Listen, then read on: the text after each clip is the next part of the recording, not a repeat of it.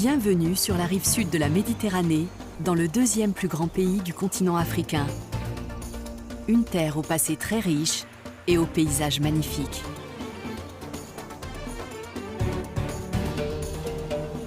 On y trouve aussi bien des montagnes que des lacs, des forêts que des vallées fertiles couvertes d'oliviers, de dattiers et d'arbres fruitiers. Au sud, il y a le plus grand désert du monde, le Sahara, où vivent les Touaregs. La population est très diverse, avec notamment des tribus berbères qui perpétuent leurs traditions ancestrales. Après plus d'un siècle de colonisation, le pays est devenu indépendant au début des années 1960. Son ascension, alimentée par ses ressources pétrolières, a été longue et chaotique. C'est une nation encore relativement jeune et un trésor méconnu des voyageurs. Des guides et des experts locaux vont nous faire découvrir l'Algérie secrète.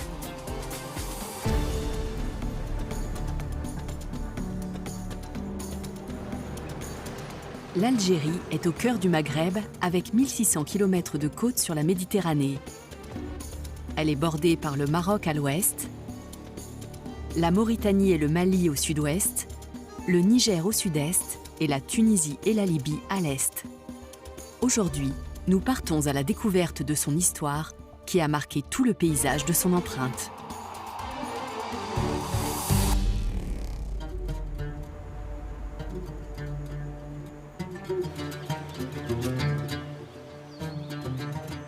Du 9e siècle avant Jésus-Christ au 4e siècle de notre ère, les Phéniciens puis les Romains ont exploré le bassin méditerranéen pour y faire du commerce.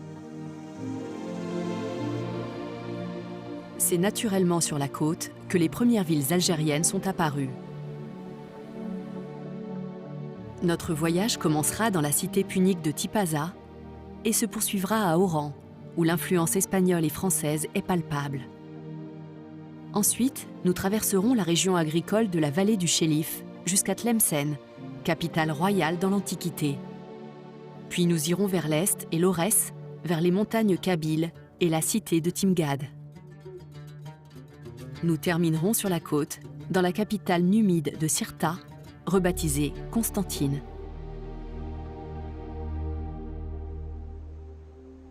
Autour du mont Chénoua, les collines côtières sont verdoyantes et propices à la viticulture. Au pied de la montagne se trouve Tipaza, autrefois port phénicien, puis colonie romaine sous l'empereur Claude en 43 avant Jésus-Christ. Parmi les ruines antiques, on voit les vestiges d'amphithéâtres, de villas et d'églises. C'est par ici que le christianisme est arrivé en Afrique au IIIe siècle. Il a fallu plus d'un siècle et les 3 guerres puniques contre Carthage pour que Rome s'implante dans cette partie du Maghreb.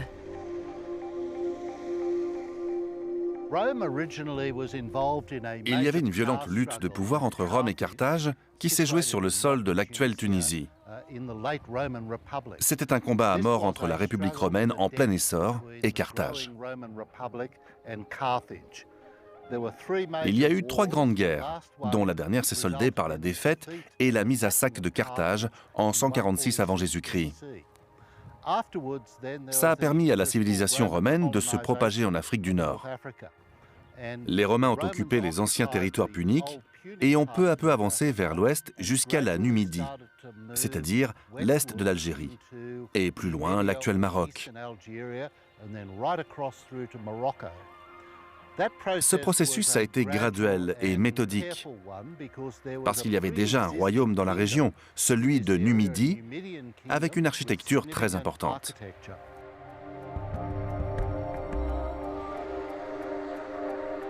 Le plus bel exemple des traces laissées par ce royaume berbère est le mausolée royal de Mauritanie.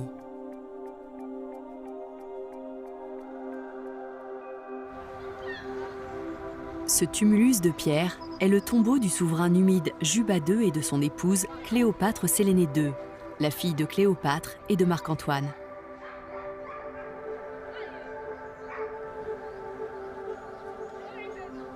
le mausolée royal mêle clairement plusieurs influences. Ce qu'on voit dans l'architecture numide, et surtout dans leurs sites funéraires, c'est la fusion d'idées venues de toute la Méditerranée, des inspirations grecques, hellénistiques, égyptiennes et locales.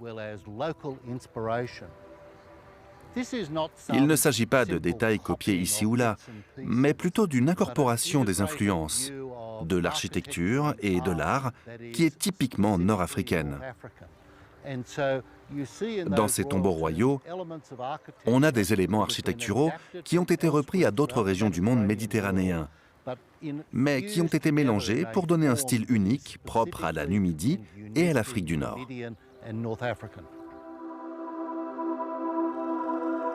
Les Ottomans qui ont régné sur l'Algérie au XVIe siècle ont appelé cet endroit le tombeau de la chrétienté, car il y avait un motif en croix à l'entrée.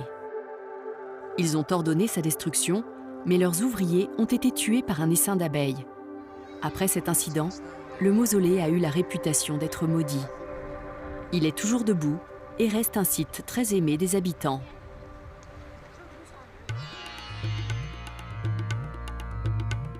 Après Tipaza, notre étape suivante est Oran, à 4 heures de voiture par l'autoroute.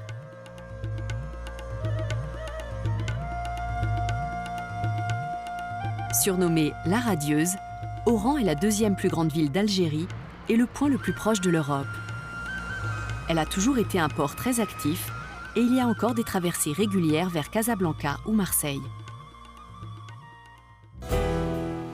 Au XIXe siècle, plusieurs centaines de milliers de Français se sont installés sur place, fuyant la misère en métropole. Les descendants de ces immigrés venus d'Europe ont été surnommés « pieds noirs ». Bien que nés en Algérie, ils se sentaient français et sont devenus peu à peu la classe dominante dans le pays. L'influence française est très nette à Oran. L'architecture reflète le passé multiculturel de la ville.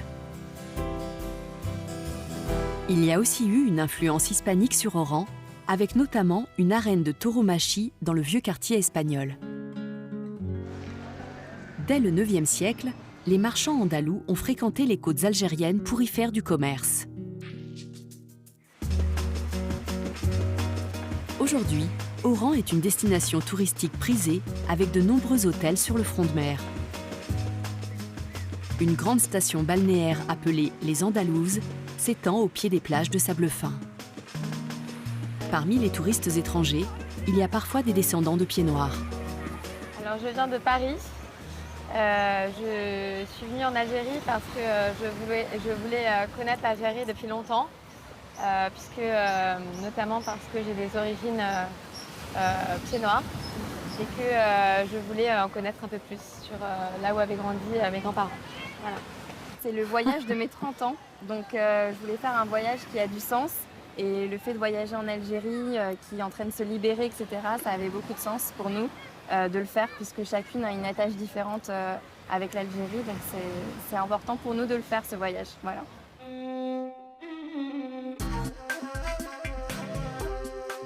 Pour découvrir Oran, la meilleure solution est de faire appel à un habitant, comme Zaki Soufi, guide professionnel.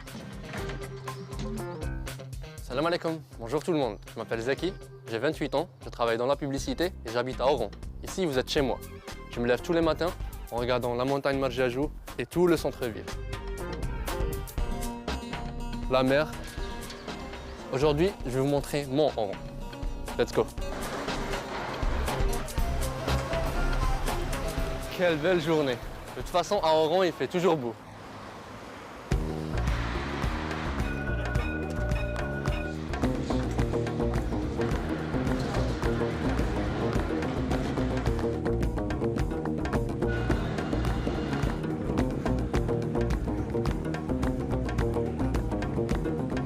Il y a toujours une ambiance cosmopolite à Oran, héritée de son passé colonial. Les colons espagnols et français ont laissé leur empreinte dans le paysage urbain. Un Français célèbre est né et a grandi dans ce quartier.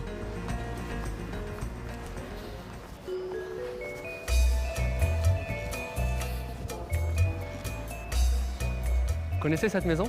Non? Elle est plutôt par là, vous aurez une meilleure vue. Et là, vous l'avez reconnu? Toujours pas. Et pourtant, l'un des plus grands créateurs de mode est né ici. Vous connaissez Yves Saint Laurent? Eh oui, Yves Saint Laurent était oranais.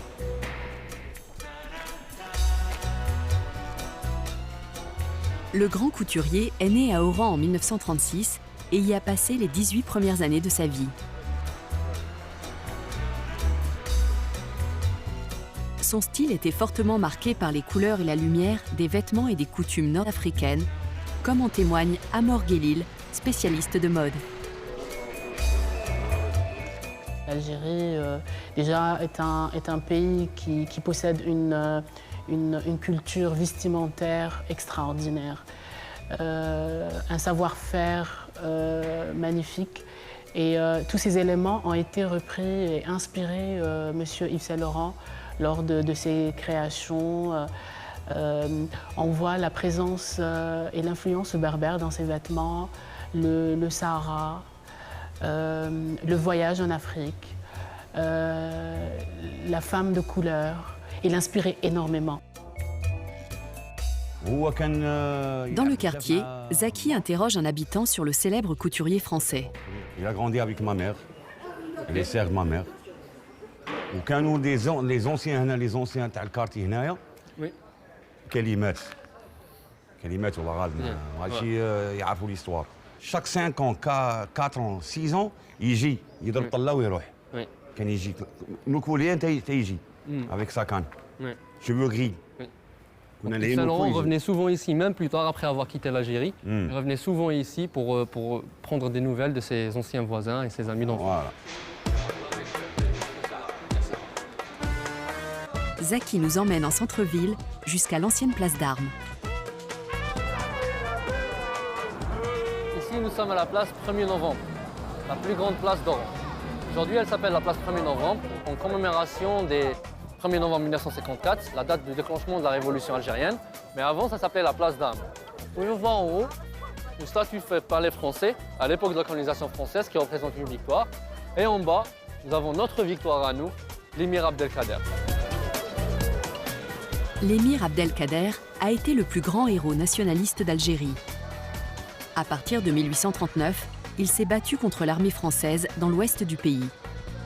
Ces combats ont inspiré le mouvement indépendantiste du XXe siècle.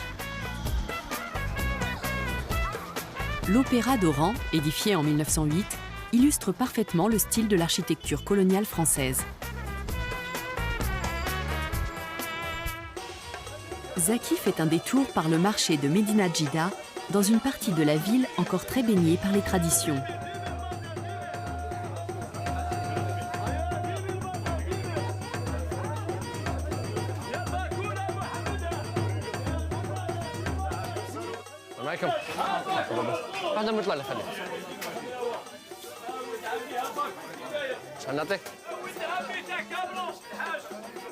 Vous connaissez ça? On appelle ça mutler. C'est un pain typiquement algérien et très connu dans l'Ouest. C'est très chaud et tellement bon.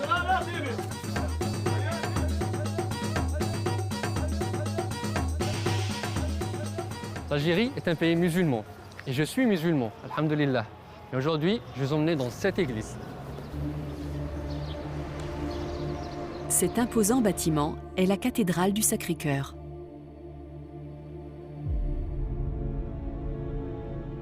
Achevée en 1913 dans un style romano-byzantin, elle a été un bâtiment religieux jusqu'en 1984, date à laquelle elle a changé d'affectation.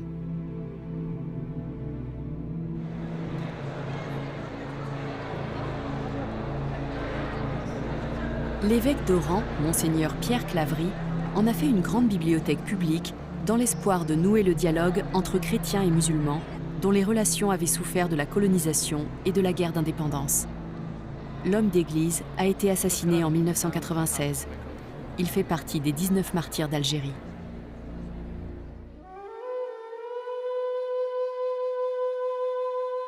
L'histoire oranaise a été très marquée par les invasions successives. Au XVIe siècle, les Espagnols s'y sont installés.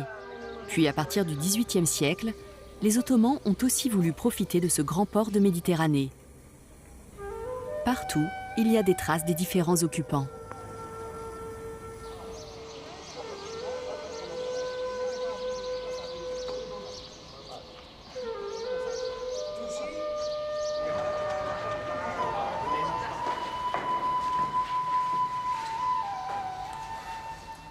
On est dans les bains turcs, dans le quartier de Sidi El Houari. Cette salle servait de salle d'attente pour accéder aux bains, et je pense avoir quelques informations sur lui. Alors selon le guide Oran, Les bains turcs ont été construits en 1708 par le bey Bouchlaghem, à l'époque de la domination ottomane.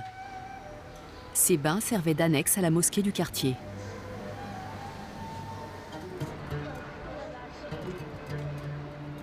Le palais ottoman de la rue Meftakouider témoigne des fastes de l'époque, même s'il a besoin d'être restauré.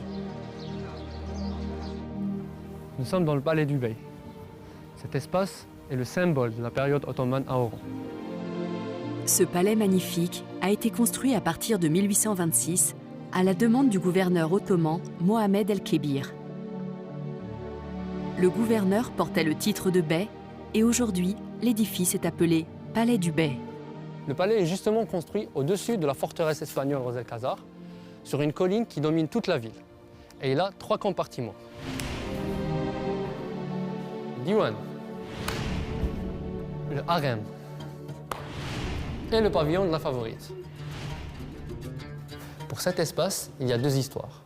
La première histoire parle de Mohamed el-Bey Kébir, le bey d'Oran, qui était un soufi et qui utilisait cette salle comme un espace de prière et de méditation et d'isolement.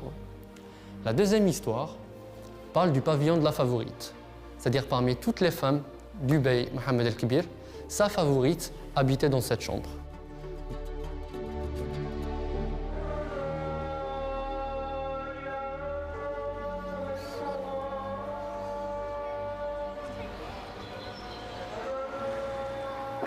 C'est très calme ici.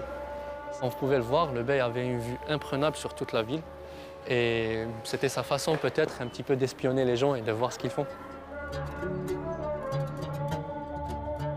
Le palais du bey surplombe le quartier espagnol, reconnaissable à ses rues à l'allure castillane et ses bars typiquement espagnols. Les premiers immigrés espagnols étaient des marchands andalous. Arrivés au Xe siècle, ils se sont installés dans ce barrio. Notre guide est justement un Oranais d'origine espagnole. On est dans le bar Santa Cruz, mon préféré. C'est mon café. Je viens toujours ici parce que l'ambiance est très conviviale. C'est un bar où les marins viennent prendre leur café, comme moi. Je peux avoir un café? Un café, s'il vous plaît.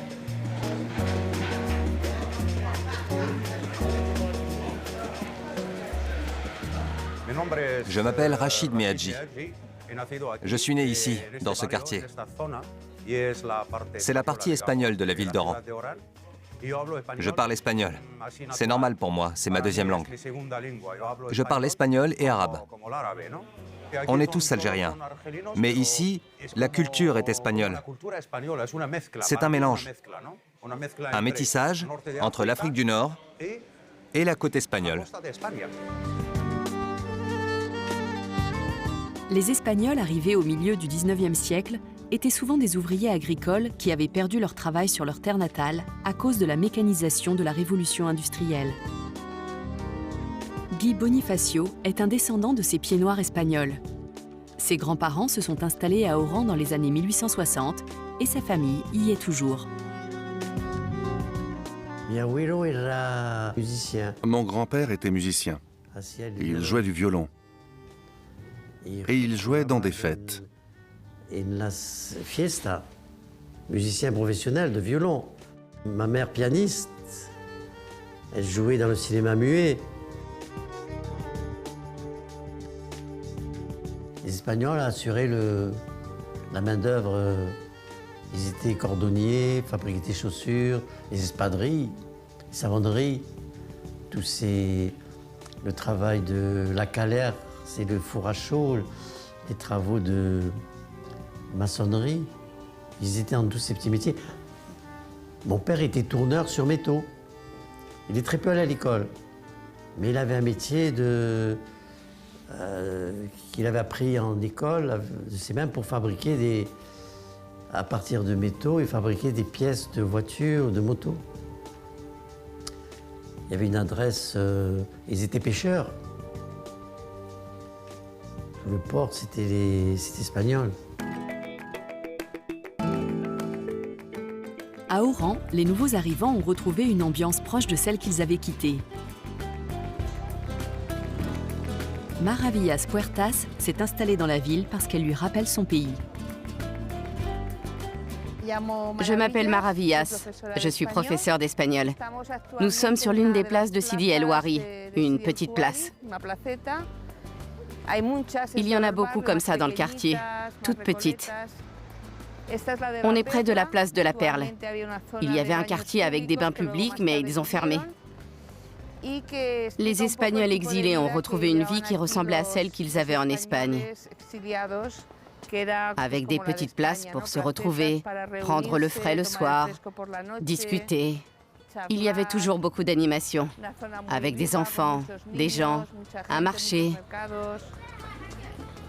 À l'époque française, les Algériens étaient tout en bas de l'échelle sociale. Ensuite, il y avait les Espagnols et en haut, les Français. C'est pour ça que les Espagnols vivaient dans ce quartier modeste, où les bâtiments ne sont pas du tout luxueux. Ce sont des immeubles populaires. Ils sont en moins bon état que ceux du quartier français. Le fils adoptif le plus célèbre de l'Algérie est sans doute l'écrivain Albert Camus. Né d'une mère espagnole et d'un père français, il a grandi à Alger. L'Algérie et la colonisation ont beaucoup nourri son œuvre et son engagement politique.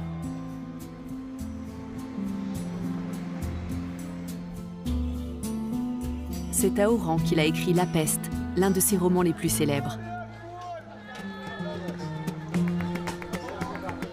L'influence espagnole à Oran se ressent aussi dans la cuisine locale, comme nous le prouve Zaki, notre guide. Et je vais vous faire découvrir le repas le plus populaire de la ville d'Oran, mais aussi le moins cher, la karantika. La karantika est un plat populaire.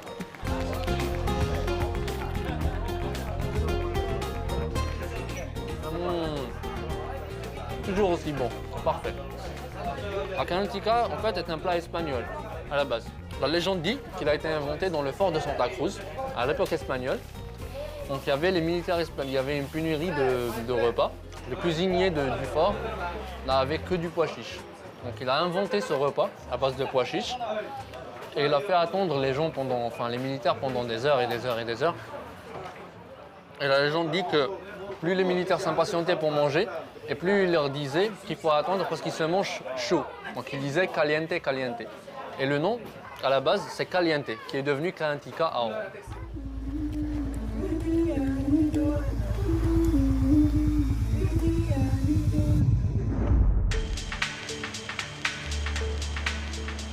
Le fort de Santa Cruz est au sommet du mont Murjajo, à 400 mètres au-dessus de la mer. C'est un fort militaire construit par les Espagnols entre 1577 et 1607.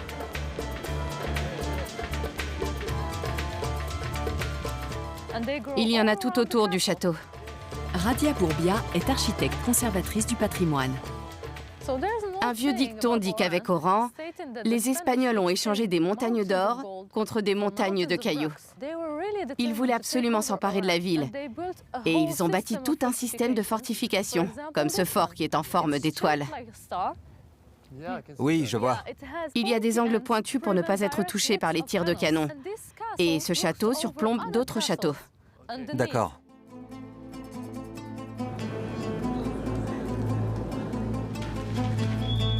L'architecture défensive comprend notamment un machikouli, avec des ouvertures pour tirer ou lancer des projectiles sur l'ennemi.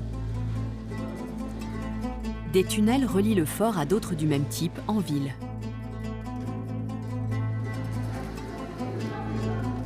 L'eau de pluie était récupérée et stockée dans un réservoir, ce qui, en cas de siège, permettait aux soldats de survivre plusieurs mois dans le fort. Les officiers logeaient dans le château principal. Comme il est en hauteur, il permet de surveiller la ville et les environs pour repérer les attaques.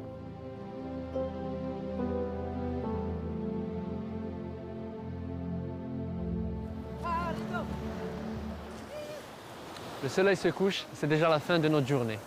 J'espère que vous avez aimé ce que vous avez vu. En tout cas, j'ai essayé de vous montrer un petit bout de ce qui est Mont Oran.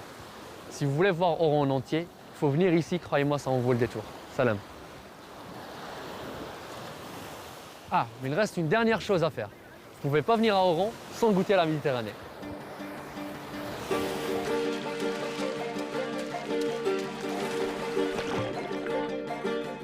Notre destination suivante est Tlemcen, l'ancienne capitale. Elle est à 1 heure de route à travers des collines du littoral et de toutes les villes algériennes, c'est la plus chargée d'histoire. Selon une théorie, son nom signifie « source » en berbère. La ville a une belle architecture médiévale avec notamment une mosquée et un minaret de style mauresque datant du XIVe siècle. C'était autrefois une cité royale et ses habitants continuent à parler un dialecte berbère particulier. Pour les autres Algériens qui ne parlent pas comme les gens d'ici, c'est très attrayant, parce que c'est un accent très symbolique. Quand ils entendent les gens de Tlemcen parler, ça évoque la beauté, la civilisation, le raffinement et l'histoire de Tlemcen. Tlemcen était autrefois la plus importante ville d'Algérie. Tlemcen a été la capitale du Maghreb central, c'est-à-dire de l'Algérie. À l'époque, l'Algérie était appelée Maghreb central. Le Maroc était le Maghreb et la Tunisie était l'Ifriqiya. Tlemcen était la capitale du pays. Tout le commerce entre l'Afrique et l'Europe passait par Tlemcen. C'était un carrefour. Comme c'était un point stratégique pour le commerce, Tlemcen est devenue la cible des dynasties qui se battaient pour la domination de l'Afrique du Nord au Moyen Âge. La dynastie berbère des Zianides a transformé Tlemcen en une cité royale magnifique. Quand les Zianides ont établi leur dynastie, ils ont bâti le château qu'on appelle Palais El Méchoir. Le palais El Méchoir a été édifié en 1248. Son nom signifie « le lieu du conseil ». C'est un complexe palatial avec une impressionnante citadelle où se réunissaient les ministres royaux.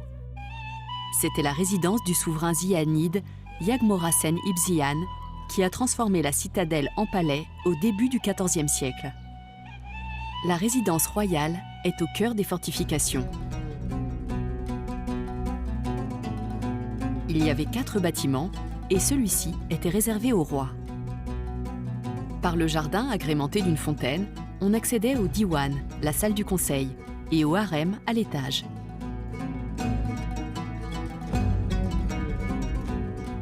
De chaque côté, il y avait les suites royales, occupées en fonction de la saison. La suite hivernale est en pierre et celle d'été en marbre, pour être plus fraîche. Le style architectural est andalou et islamique, avec des inscriptions coraniques. Le bâtiment a dû être restauré après les traces laissées par des siècles de guerre et de soulèvements. Les dalles d'origine ont été laissées visibles pour faire la différence entre les parties anciennes et celles qui ont été reconstruites. Plusieurs longs tunnels blancs ont été découverts. L'un d'eux permettait au roi d'atteindre la mosquée et un autre de s'échapper en cas de danger. À la fin du XIIIe siècle, à l'époque où Tlemcen a été assiégée par les Mérinides, la citadelle était réputée imprenable, notamment grâce à ses fortifications épaisses qui ont su résister au temps.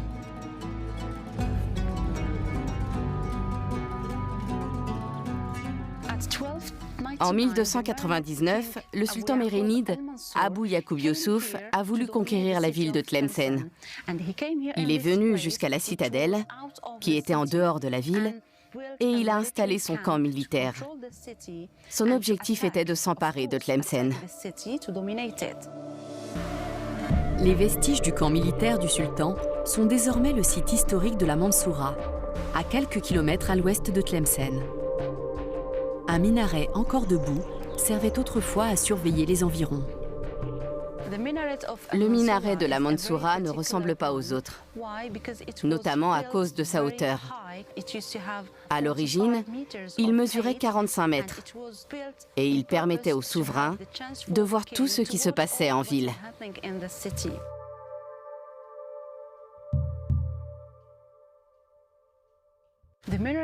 Il était richement décoré, avec de belles ornementations et des colonnes de différentes couleurs. Chaque couleur a un sens symbolique dans l'islam. Le sultan espérait remporter rapidement la victoire, mais le siège s'est éternisé et il a dû faire construire une autre citadelle. Après la construction de ces deux bâtiments, la Mansoura est devenue une vraie ville entourée par une grande enceinte qui comptait 88 tours. Ensuite, une grande mosquée a été construite. Elle s'élevait autrefois dans cette cour. Sa présence a transformé la citadelle militaire en véritable ville. L'entrée de la mosquée était à un endroit inhabituel. La particularité de ce minaret, c'est qu'il abrite aussi l'entrée principale de la mosquée. On doit passer par le minaret. Dans les mosquées ordinaires, le minaret et la porte d'entrée sont à des endroits différents, alors qu'à la Mansoura, le minaret est aussi l'entrée de la mosquée. C'était une grande ville. Ils l'ont construite pour y vivre. D'ailleurs, à l'époque, il y avait deux villes distinctes. La première est la Mansoura, entourée par cette enceinte, et la seconde est la ville d'origine de Tlemcen, avec le palais El Meshwar et une enceinte qui va jusqu'à Agadir. La citadelle a été baptisée El Mansoura, qui signifie la victorieuse en arabe. Mais le sultan Abou Yacoub Youssouf n'a jamais réussi à faire tomber Tlemcen malgré tous ses efforts. Il a fini par renoncer en 1307. Le siège a duré 8 ans. Pendant tout ce temps, le sultan a essayé de prendre le contrôle de la ville de Tlemcen, mais il n'a pas réussi. Et après 8 années de tentatives, les envahisseurs sont rentrés chez eux, au Maroc. Nous quittons Tlemcen pour nous diriger vers l'Aurès, le massif montagneux qui s'élève dans l'est de l'Algérie, pour explorer la cité romaine de Timgad, dans la province de Batna.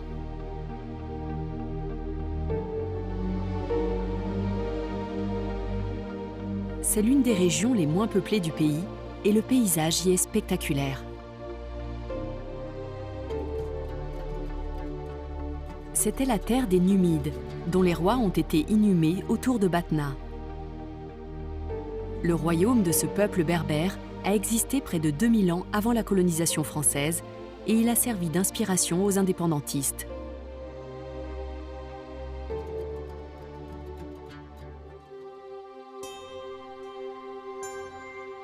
Dans les plaines de Batna, au pied des sommets de l'Aurès, il y a aussi les vestiges d'une cité romaine, si bien conservée qu'on la surnomme la Pompéi d'Algérie. Timgad est l'un des joyaux archéologiques du pays. La cité a été fondée en 100 après Jésus-Christ par l'empereur romain Trajan. À l'origine, c'était un campement pour les soldats de la 3e Légion Auguste.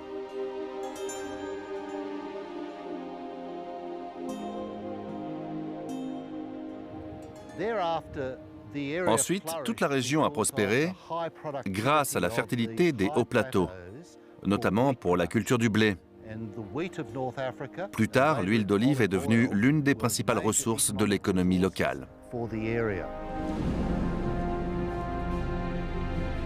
L'emplacement de Timgad est marqué par son arc de triomphe, qui rend hommage à plusieurs divinités.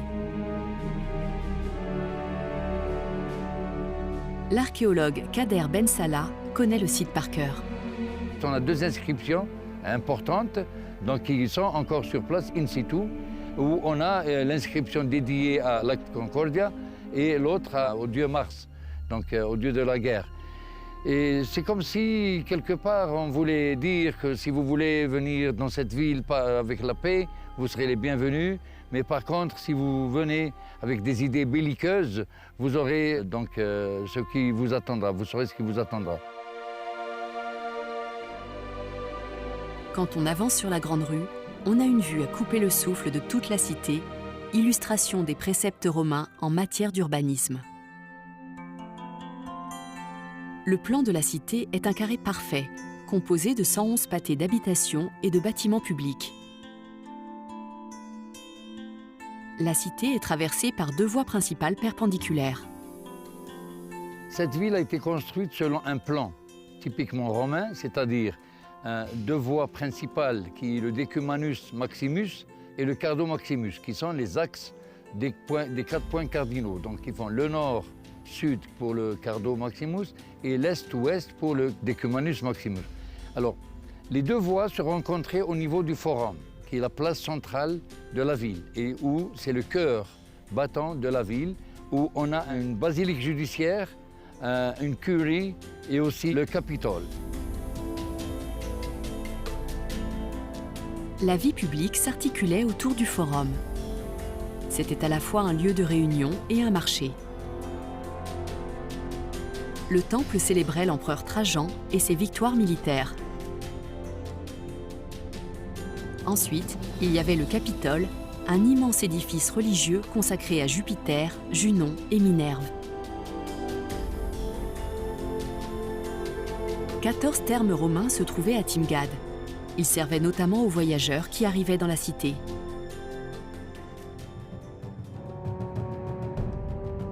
L'amphithéâtre a été construit à flanc de colline. Plus petit que ses homologues romains dans le reste de l'Empire, il pouvait toutefois accueillir 3500 spectateurs. Ce qui est intéressant à Timgad, c'est que malgré la grande beauté de cette cité, son histoire est encore très mal connue. Il y a peu de références dans les archives. On dirait que Timgad a été oubliée dans l'histoire romaine. Heureusement, elle a repris vie grâce à ces ruines magnifiques qu'on a redécouvertes. Timgad semble avoir été détruite au 5e siècle par des brigands morts. Quand les Byzantins ont conquis l'Afrique du Nord en 533, ils n'ont trouvé qu'une cité déserte en arrivant à Timgad. Le site était recouvert de sable et il a été oublié jusqu'à ce qu'il soit exhumé au début de l'occupation française de l'Algérie.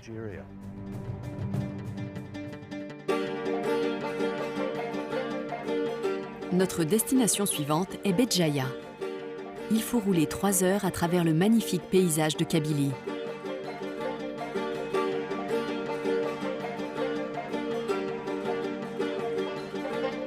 Les collines kabyles font partie d'une ceinture montagneuse qui s'étend des monts Atlas, au Maroc à l'ouest, jusqu'à l'Aurès, près de la frontière entre l'Algérie et la Tunisie. La ville portuaire de Béjaïa est la capitale de la Kabylie. Elle est très industrialisée, mais la côte offre aussi des panoramas naturels impressionnants. Depuis des siècles, cette terre est chargée de sens pour les Berbères. Elle est souvent évoquée dans leur littérature. Cela reste vrai pour les poètes contemporains comme Assad Mamed.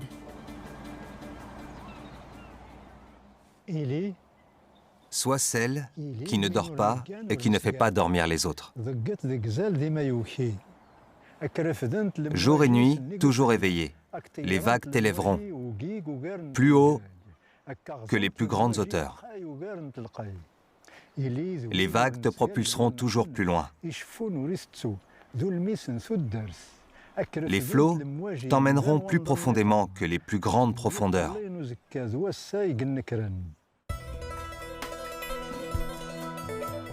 La Kabylie est la terre ancestrale des Berbères, le groupe ethnique autochtone de l'Afrique du Nord. Ils étaient là depuis plusieurs centaines d'années à l'arrivée des Arabes au milieu du 7e siècle. L'artisanat berbère est connu pour la qualité de ses poteries et de ses tapis.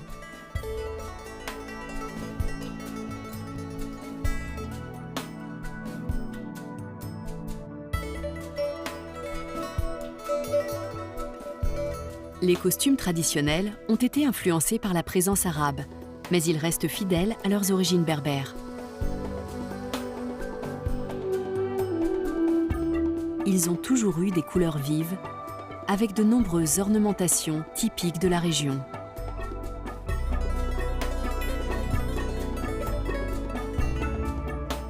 Chaque région kabyle a ses propres traditions vestimentaires. Alia Asio Hodji est couturière et elle s'inspire des motifs d'autrefois pour ses créations modernes. Là, je veux présenter des robes traditionnelles. Par exemple, ici, tu trouves le vert, tu trouves le blanc et le noir. Ces coloris et ces tissages sont typiquement berbères. Mais là, j'ai modifié, je le fais avec un galant. J'ai un motif de la clé de Hogar. Il ressemble un petit peu à la clé de Hogar. Avec, en même temps, c'est un motif kabyle. La population locale parle le kabyle, ou tamazirt.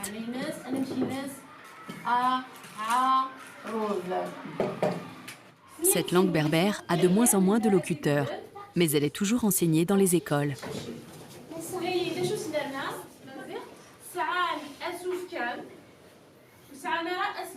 En 2002, le tamazirt a reçu le statut de langue officielle en Algérie, un an après des émeutes sanglantes qui ont fait plus de 100 morts en Kabylie.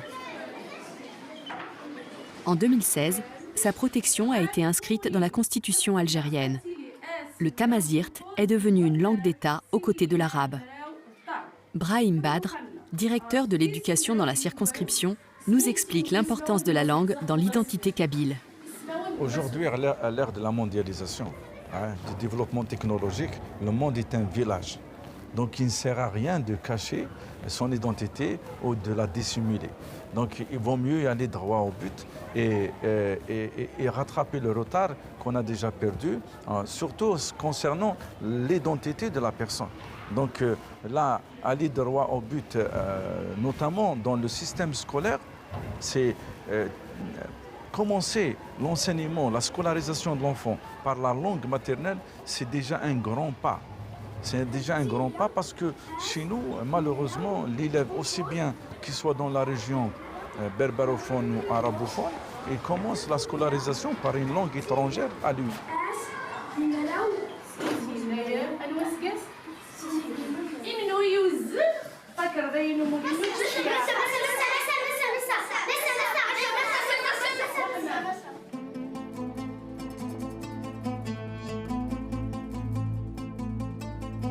Dernière étape de notre voyage, Constantine. Perchée sur un immense rocher et accessible par 8 ponts qui enjambent les gorges du Rumel.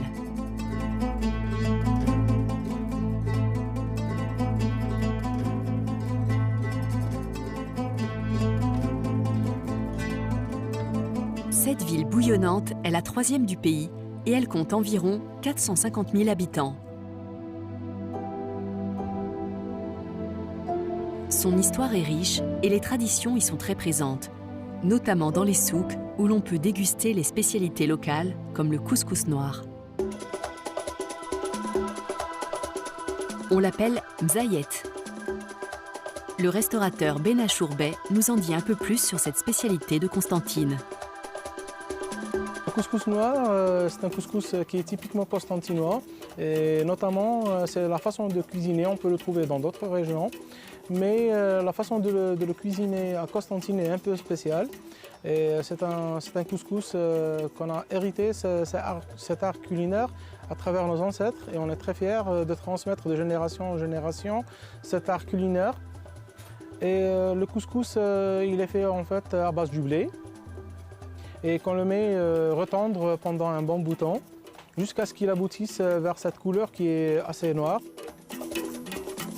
Le mzayet se prépare avec du blé qui a fermenté pendant plusieurs années dans une fosse appelée matmour. Ce plat est un symbole du patrimoine culinaire de Constantine et de sa région. Le mzayet est servi avec de la viande et des pois chiches, le tout agrémenté d'épices locales. On peut trouver ce couscous noir dans d'autres régions, mais pour trouver ce goût-là, il faut venir à Constantine et visiter notre belle ville qui est Constantine.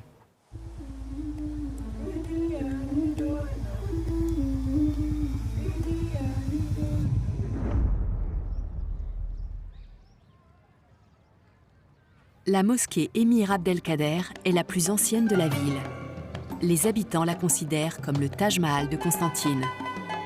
Elle a été inaugurée en 1994. Elle a une architecture de style arabo-musulman et peut accueillir 15 000 fidèles dans ses 2 salles de prière.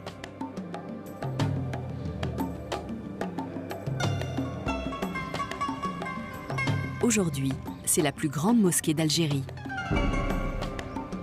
Pourtant, avant l'arrivée de l'islam, Constantine a été la première ville algérienne du christianisme romain. Elle porte le nom de l'empereur Constantin Ier, connu pour sa piété. Les Phéniciens l'appelaient Cirta, et elle a toujours été au cœur de la vie politique et culturelle du pays. Le musée national Cirta est consacré à l'histoire de la ville avec de nombreuses statues, frises et stèles funéraires. Amel Soltani, directrice du musée, nous en dit plus. La spécificité de ce musée, c'est que c'est un musée qui raconte toute l'histoire de l'Algérie. Le récit du passé de Constantine commence avec ces pierres tombales phéniciennes retrouvées dans la région. Elles commémorent des divinités païennes comme Baal, le dieu de la fertilité. Les marchands phéniciens ont été remplacés par les Carthaginois qui ont fondé la cité de Cirta. Elle est devenue ensuite la capitale du royaume de Numidie jusqu'à son annexion par Rome en 46 avant Jésus-Christ. À l'époque romaine, Constantine était agrémentée de nombreuses fontaines. Il reste quelques sculptures de l'époque, comme celle du dieu grec Dionysos ou Bacchus, dieu romain de l'agriculture, de la fertilité et du vin. Les plus belles salles du musée sont celles des mosaïques romaines. Les mosaïques, en général, on peut les trouver ou dans des maisons de riches, de maîtres, de bourgeois, ou dans les thermes romains. Ces sols en mosaïque ornaient les villas et les thermes des Romains fortunés. Ils représentent des scènes de batailles navales et des nageurs. On distingue des motifs géométriques et des inscriptions avec un raffinement caractéristique des Romains. Au 5e siècle, Constantine a été mise à sac par la tribu germanique des Vandales. Près de Constantine, un autre site possède des ruines romaines spectaculaires. À l'origine, Djémila était une base militaire romaine. Aujourd'hui, la cité est classée au patrimoine mondial de l'UNESCO. Le clou de la visite est l'imposant arc de Caracalla. Parmi les ruines, il y a des forums, des temples, des basiliques, des arches, des rues et des habitations.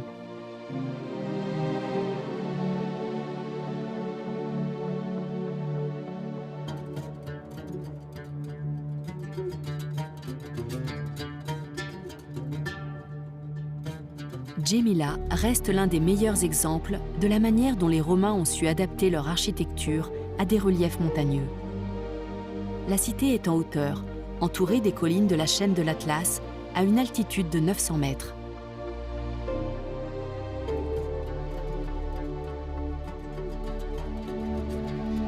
Un millénaire après les Romains, l'Algérie a été occupée par les Ottomans. Et 3 siècles plus tard, le gouverneur ottoman Ahmed Bey a fait construire ce palais.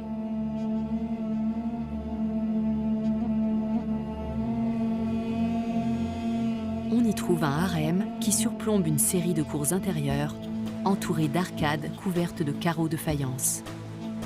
C'est une vision du paradis dans le style islamique, et ce palais est l'un des mieux restaurés d'Algérie. Rouhag Maïdan, guide local, nous en parle. Pour l'architecture du palais, il y a un mélange entre le style mauresque, c'est toujours, il y a deux jardins à l'intérieur. Le premier jardin, c'est le jardin des orangers et le jardin des palmiers. Le style mauresque, c'est toujours les jardins à l'intérieur. Comme la Rambla, Sevilla, Cordoba, c'est toujours, il y a un jardin à l'intérieur. La construction du palais a coïncidé avec le siège d'Alger par les troupes françaises. L'armée a avancé vers l'est et Ahmed Bey s'est battu pour défendre Constantine.